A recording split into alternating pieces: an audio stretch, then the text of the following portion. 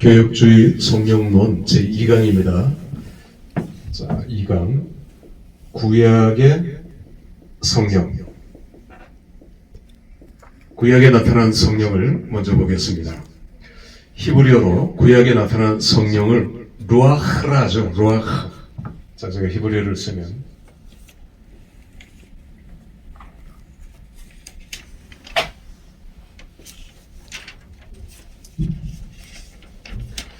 한번 따라서 다 같이 해보죠. 루아흐. 흐는 히읗과 히읗의 중간 발음, 목을 확 이렇게 긋듯이 저를 보세요. 루아흐. 다 같이 한번 루아흐. 흐와 크의 중간 발음이에요. 자, 이게 히브리어가 상형 문자라 했죠. 이게 숨구멍이라 했죠. 숨구멍. 집에 숨구멍, 호, 숨, 영. 그래서 성령의 이름에 해, 히브리어로 해죠. 해가 뒤에 붙는 거예요. 그래서 루아흐, 루아흐, 루아흐 이렇게 되는 거죠. 제가 그 이스라엘에 가서 랍비들 발음을 이렇게 들어보니까 히브리어 발음, 이제 제 발음이나 그 사람들 발음이나 별로 이렇게 차이가 없어요. 여러분들이 저를 믿으시고 따라오시면 됩니다. 다시 한번 루아흐, 이렇게 루아흐. 예, 좋습니다. 자, 잘 안 돼요? 구약의 성령 창세기 1장 2절에 보면은 우리말 성경에는 하나님의 신은 수면에 운행하시더라 그랬죠. 흑암, 기품, 혼돈 이런 단어들이 막 나오죠. 그런데 성령이 수면에 운행하시니까 이런 것들이 다 사라져 버렸어요. 정리가 됐어요. 헬라어로는 카오스라고 합니다. 들어보셨죠? 카오스 이론. 카오스는 막 혼란스러운 거예요. 가스덩어리가 막 그냥 뭉쳐있는 것 같이 태초는 그런 모습 아니겠습니까? 그런데 그 카오스 상태에 성령이 운행하시니까, 그리고 빛이 들어가고 이렇게 하니까 이 세상이 만들어진 거예요. 천지 창조의 역사를 성부 하나님만 하신 것이 아니고 성령 하나님도 하셨고 성자 예수님도 하셨고 삼일체 하나님이 함께 천지 창조하셨죠. 이건 뭐 가장 기본 중의 기본이죠. 그래서 창세기 1장 2절에 루아크, 성령은 천지를 창조하시는 성령으로 나타나셔요. 그리고 혼돈, 흑암, 기품 이런 것들을 정리해 버리시는 성령. 그래서 우리 삶에도, 여러분의 가정에도, 내 인생에도 막 카오스같이 엉키고 설켜서 매듭이 풀려지지 않을 때가 있죠. 또 앞으로도 있을 것입니다. 어떻게 할래요? 칼로 잘라요? 가위로 그냥 잘라버려요? 성령을 의지하고 의탁하고 성령이 역사하시면 카오스 상태, 흑암, 혼돈, 기품, 운행 이런 것들이 정리가 될 줄 믿습니다. 해결자는 성령이에요. 그러니까 이걸 가르치려고 그러는 겁니다. 성령. 자, 두 번째 구약의 성령은 창세기 6장 3절이에요. 창세기 5장부터 계속 인간의 죄가 관용이라는 말은 꼭대기까지 찼어요. 히브리어 성경에 헤렘이라고나, 헤렘은 진멸이에요. 그래서 하나님께서는 이 모든 백성들을 진멸하기로, 헤렘하시기로 작정하셨어요. 그리고 인간에게 하나님의 긍휼, 자비를 베푸셔서 수명을 짧게 하시고, 또 하나는 뭐예요? 성령을 거두어 가셔요. 이게 창세기 6장 3절이에요. 성령을 거두어 가셔요. 1장 2절부터 이 땅에 편만했던, 운행했던 성령을 하나님께서, 성부 하나님께서 걷어가셔요. 그래서 구약시대 때는 성령이 필요할 때만 나타나고 역사해요. 기드온에게, 삼손에게, 이런 식으로 모세에게 필요할 때만 성령이 역사하십니다. 이게 구약의 성령이에요. 자, 세 번째, 출애굽기에 보면은 70인 장로가 나오죠. 민수기 11장 24절 29절에 보면 백성들이 매일 원망해요. 11장부터 불평하고 씩씩거리고 돌아가자 그러고 모세를 대항하고 정면 도전해요. 그래서 모세가 하나님 앞에 기도해서 하나님, 이 백성들이 성령을 받았으면 좋겠습니다. 이 백성들이 다 성령 받고 이 광야길이 아무리 힘들고 어려워도 은혜롭게 가나안까지 승리하는 삶을 살고 싶습니다. 성령을 주세요. 성령을. 하나님께서 70인 장로를 불러 모아라. 지도자들, 그들에게 내가 먼저 성령을 부어주겠다. 70명 다 모았죠. 그들에게 다 성령을 부어주었어요. 그런데 몇 사람이 거기 안 왔나요? 2사람이 안 왔어요. 그런데 그 2사람도 성령을 받았어요? 못 받았어요? 받았어요. 하나님께서 성령을 부어주셨어요. 그 전에 안 온 사람들한테도 여호수아가 그래서 열이 나서 화가 나서 모세를 따졌어요. 모세에게. 아니 이럴 수가 있느냐. 온 사람하고 안 온 사람하고 어떻게 똑같이 대우하느냐. 온 사람은 성령을 부어주시지만 안 온 사람은 안 줘야 된단 말이야. 안 부어주셔야 된다. 모세가 이렇게 얘기했어요. 하나님의 마음은 내 마음이다. 모두가 다 성령 받기를 원한다. 안 온 사람은 조금 문제가 있지만 그러나 그들도 다 성령 받기를 원한다. 모세의 소망은 모든 백성들이 다 성령 받기를 원하는 간절한 그 소망. 그래서 그 다음에 하나님께서 부사렐 성막을 짓는 건축가 설계자에게 뭘 부어주셔요? 성령을 부어주세요. 그래서 지혜를 주셔요. 그래서 부사렐이 지혜를 가지고 성막을 건축하게 돼요. 자, 그 다음에 조금 다 건너뛰어서 네 번째는 요엘서 2장에 보면 요엘이 예언합니다. 늙은이나 젊은이나 모든 주의 백성들이 다 성령을 받게 해달라고 예언을 해요. 그러니까 이 예언이 언제 성취됩니까? 사도행전 2장에서 성취가 되죠. 자, 다섯 번째 에스겔 36장, 37장에 보면 에스겔의 새 언약, 앞으로 메시아가 오셔서 그 새 언약을 에스겔이 예언해요. 사람들이 뭘로 변화된다고요? 성령으로. 오직 성령으로 변화된다는 것을 에스겔이 예언합니다. 이걸 우리는 에스겔의 새 언약이라고 얘기를 해요. 자, 여섯 번째. 그 다음에 이사야 59장 21절 44장 3절에 보면 59장 21절 이사야의 새 언약이에요. 이사야가 어떻게 예언하느냐 하면 장차 오시는 메시아 그는 말씀과 성령으로 우리를 변화시킬 것이라 이렇게 예언합니다. 이것이 이사야의 새 언약이에요. 여대로 되어지죠. 이 예언대로 이 이사야의 새 언약대로 예수님의 사역은 단독 사역이 아니라 뭐와 함께하는 사역입니까? 성령과 함께하는 사역이에요. 이걸 놓치면 안 돼요. 예수님의 이거 예수님을 약화시키는 게 아니라 예수님은 성령과 더불어 함께하는 사역이 신약의 사역이에요. 그래서 구약 전체의 결론은 말씀과 성령으로 새롭게 되어지는 이것이 구약 전체의 결론입니다. 자, 이제 신약으로 넘어오죠. 신약의 성령. 신약의 성령. 성령을 뭐라 합니까? 헬라어로 신약 성경에는 푸뉴마.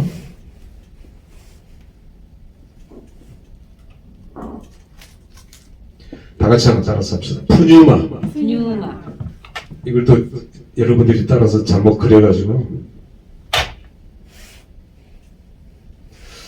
다시 한번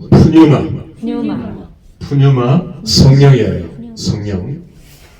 그래서 신약 시대는 우리가 예수 그리스도를 영접하면 하나님을 믿으면 우리 속에 뭐가 들어와요? 성령이 들어오시죠. 그걸 뭐라 그래요? 성령의 내주라 그래요. 성령의 내주. 칼빈부터 계속해서 강조하는 성령놀입니다. 성령의 내주. 내 안에 주거하신다는 거예요. 성령이 우리 안에 들어오셔요. 그래서 성령의 사람이 돼요. 내가 잘 알지 못하더라도 니고데모 같이 바람 불면 뭐 이게 흔들리는 거 잘 안 보이더라도 성령의 사람입니다. 그러면 내가 범죄하고 똑같은 죄를 짓고 거절하고 불순종하고 그러면 성령이 약화되고 소멸돼요. 이거 반대죠. 약화되고 소멸됩니다. 그러지 않기 위해서 우리는 성령 충만해야 되죠. 성령 충만. 자, 먼저 N, 헬라어로 N은 영의 인입니다. N, 푸뉴마 하면 성령 안에서라는 말이에요. 성령 안에서. 이 말과 같은 동의어는 N 크리스토스. N 크리스토스. 예수 안에라는 말이 그리스도 안에 신약 성경에 130번 이상 계속해서 나옵니다. 그걸 우리는 N 그리스도 사상이라고 그럽니다. 예수 안에 내가 있고 내가 예수 안에 있는 삶이죠. 성령이 내 안에, 내가 성령 안에 똑같은 표현이죠. 또 하나는 N 데오스. 뭘까요? 하나님 안에.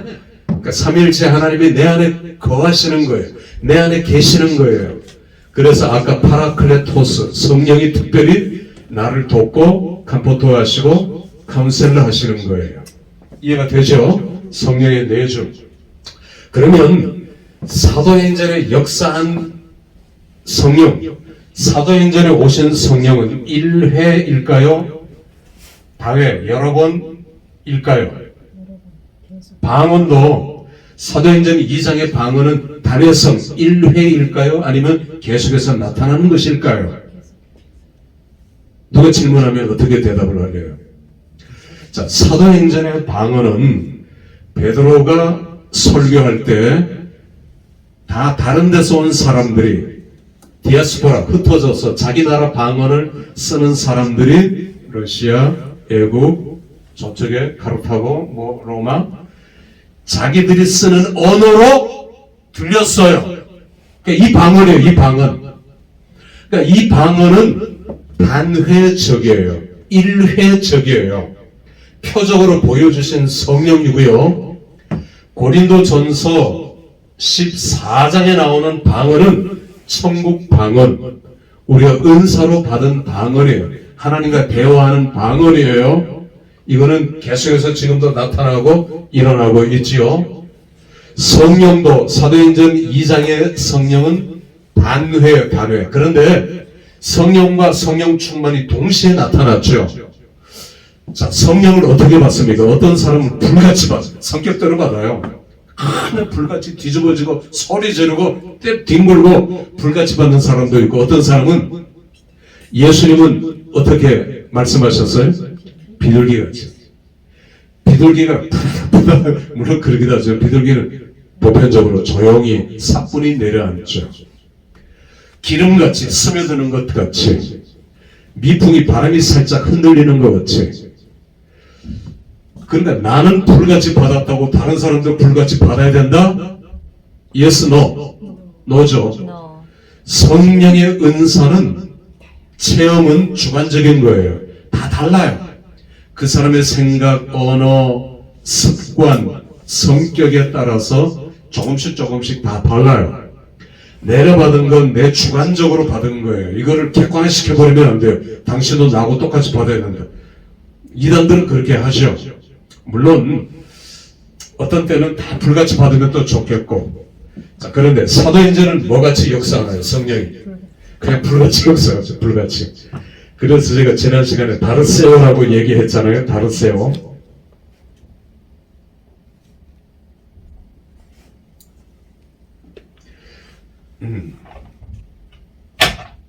다르세오는 뭐예요? 담대함. 또 하나 사도행전에 나타나는 성령의 역사는 두나미스죠. 두나미스.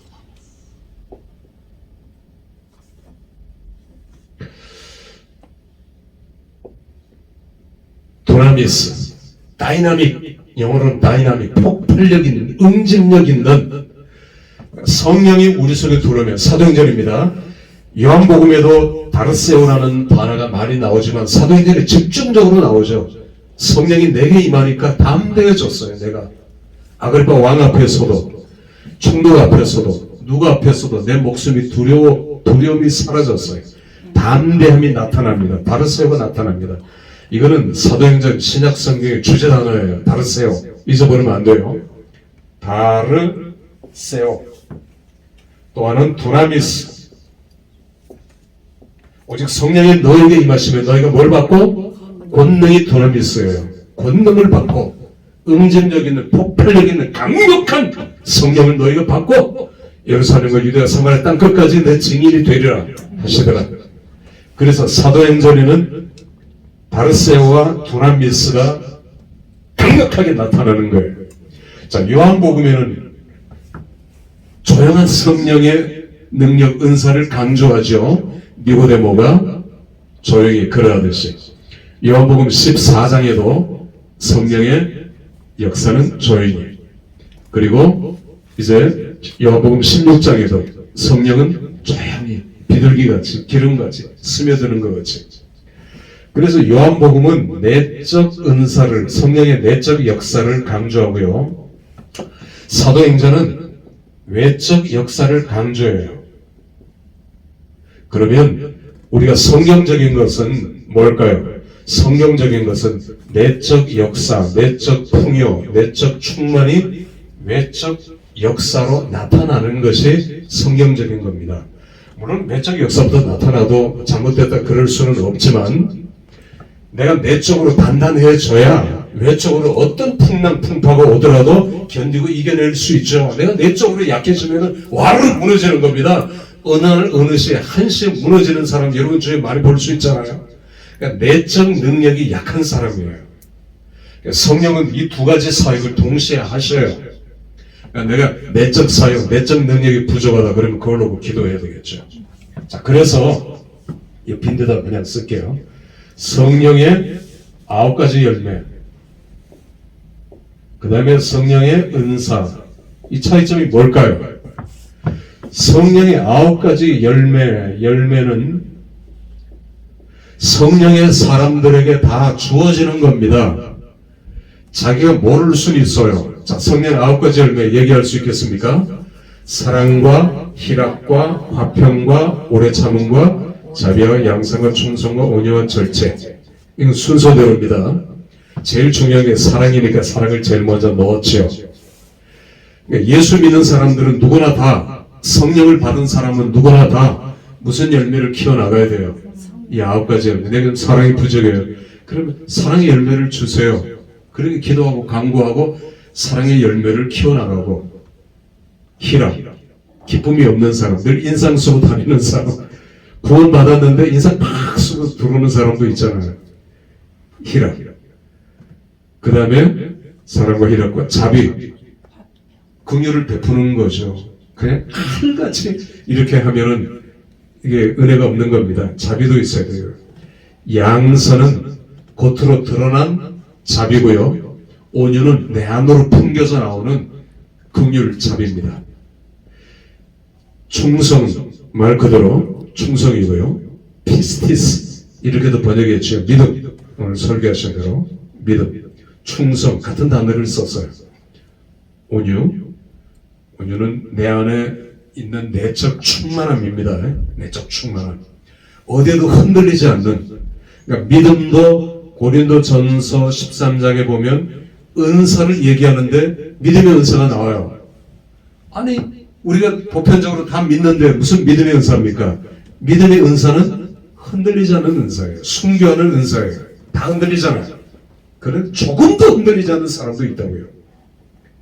제가 시간이 없어서 빨리빨리 진행해버렸지만 성령의 9가지 열매가 있고요. 성령 받은 사람 누구에나 주어지는 거고, 은사는 자, 카리스 여기다 쓸까요?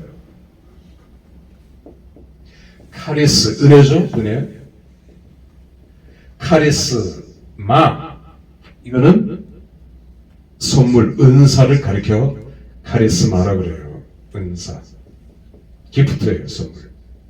그러니까 세상 사람들은 카리스마 있다 하면은 사람을 끌어들이는 마력, 힘, 능력을 카리스마라고 하는데, 우리가 성경에 나오는 카리스마, 헬라어니까 원래 카리스마라는 말은 선물이에요. 은사예요.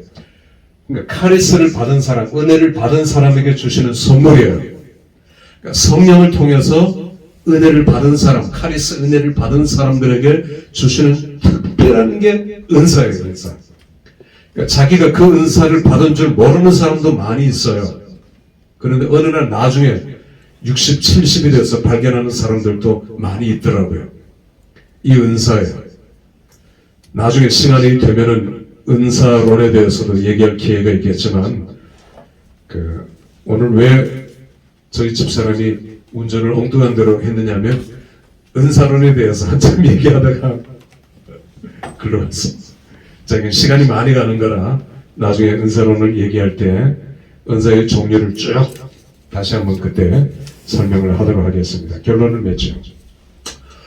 사도행전 2장 37절에 보면은 베드로의 설교를 듣고 사람들이 어찌할꼬 그랬어요. 어찌할꼬 우리가 어떻게 하면 좋겠느냐 그런 거예요. 어떻게 할꼬 우리가 어떻게 해야 되겠느냐. 그때 베드로가 뭐라고 합니까? 너희가 회개하여, 회개입니다. 회개가 나오는 거예요. 너희가 회개하여 성령을 선물로 받으라. 그리고 죄사함을 얻으라.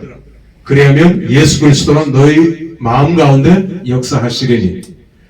회개가, 회심, 회개가 제일 중요한 거예요. 이게 성령이 하시는 역사입니다. 그래서 오늘 우리 한국에도 은사운동 이건 아니고요. 그건 아무리 잘해도 은사운동은 점수를 하나님 앞에 얻지 못해요. 대각선운동입니다. 이 나라의 민족이 회개해야 돼요. 회개할 것들이 너무너무 많잖아요.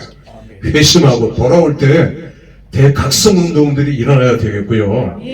여러분들이 설교를 하든지 혹 부흥에 나가시는 분들도 있는데 회개에 초점을 맞춰야 돼요. 그러면 각양각색의 은혜와 은사는 저절로 나타납니다. 집중적으로. 보통 사람들이 이제 가령 연합 집회할 때는 그렇게 안 하잖아요. 자기 하고 싶은 거 하지. 그럼에도 불구하고 우리는 회개를 강조해요. 회개기도 우리 삼창하고 집중적으로 회개기도 하자. 회심의 역사가 일어나면 헌금하지 마 그래도 헌금하고요. 오지 마 해도 교회 오고요. 아멘입니까?